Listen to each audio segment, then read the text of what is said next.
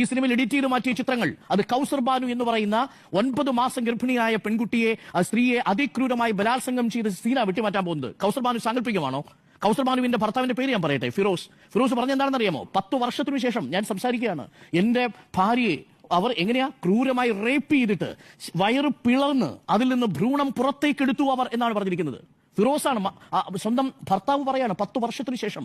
കൗസർ ബാനു എന്നാണ് പേര്. നിങ്ങൾ ഗൂഗിൾ ചെയ്ത് നോക്കിക്കോ, നിങ്ങൾ പോയി പഠിച്ചു നോക്ക്. നരോദ പാട്യ മാസക്കറിൽ സംഭവിച്ചത് എന്താണെന്ന് അക്കമിട്ട് പറയും. ചരിത്രമല്ലേ സുജിയ? ബിൽക്കിസ് ബാനുവിന് ഗർഭിണിയാകുന്ന സമയത്ത്, റേപ്പ് ചെയ്യപ്പെടുന്ന സമയത്ത് 5 മാസമാണ് ഗർഭിണി.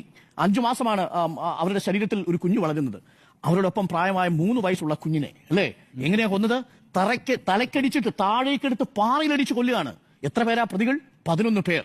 ആ 11 പ്രതികളെയും കാലാവധി പൂർത്തിയാക്കാൻ മുമ്പ് പുറത്തിറക്കാൻ വേണ്ടി ഒരു അഡ്വൈസറി കമ്മിറ്റി ഒരു ശുപാർശ കൊടുത്തില്ലേ? അതിലുണ്ടായിരുന്ന BJP MLA പേരെന്താ? KL റൌൾജി. BJP MLA. നോക്കൂ, ആ സീനുകളാണ് വെട്ടിമാറ്റപ്പെടുന്നത്, ഇവരുടെ സാന്നിധ്യമാണ് വെട്ടിമാറ്റപ്പെടുന്നത്. ഇത് കേരളം ചർച്ച ചെയ്യുന്നതിനെ ഭയക്കുന്നു. അതാണ് യഥാർത്ഥത്തിൽ ഇവിടെ സംഭവിച്ചുകൊണ്ടിരിക്കുന്നത്. അതുകൊണ്ടാണ് ഞാൻ ധ്രുവന്റെ കവിത ചൊല്ലിയത്. ഭയം ഒരു രാജ്യമായി മാറുന്നു, ആ രാജ്യത്ത് നിശബ്ദത ഒരു ആഭരണമായി മാറുന്നു. ആ നിശബ്ദതയുടെ ഭാഗമായി ഇതേപോലെ അർബൻ നക്സലേറ്റ് വിളികൾ ഉയരുന്നു. ആ വിളികളെയാണ് യഥാർത്ഥത്തിൽ നമ്മൾ ഭയക്കേണ്ടത്. ഇനി നാളെ ഇങ്ങനെയൊരു സിനിമയുടെ ചിത്രീകരണത്തിന് ഇങ്ങനെയൊരു സീൻ ആരെങ്കിലും മുതിരുമോ? ഏതെങ്കിലും ഒരു കലാപത്തിന്റെ പശ്ചാത്തലത്തിൽ നിന്നുകൊണ്ട് അതിന്റെ സത്യാവസ്ഥ ചൂണ്ടിക്കാണിക്കുന്ന ഒരു ചിത്രം പുറത്തിറങ്ങുമെന്ന് നമ്മൾ ആരെങ്കിലും കരുതുന്നുണ്ടോ?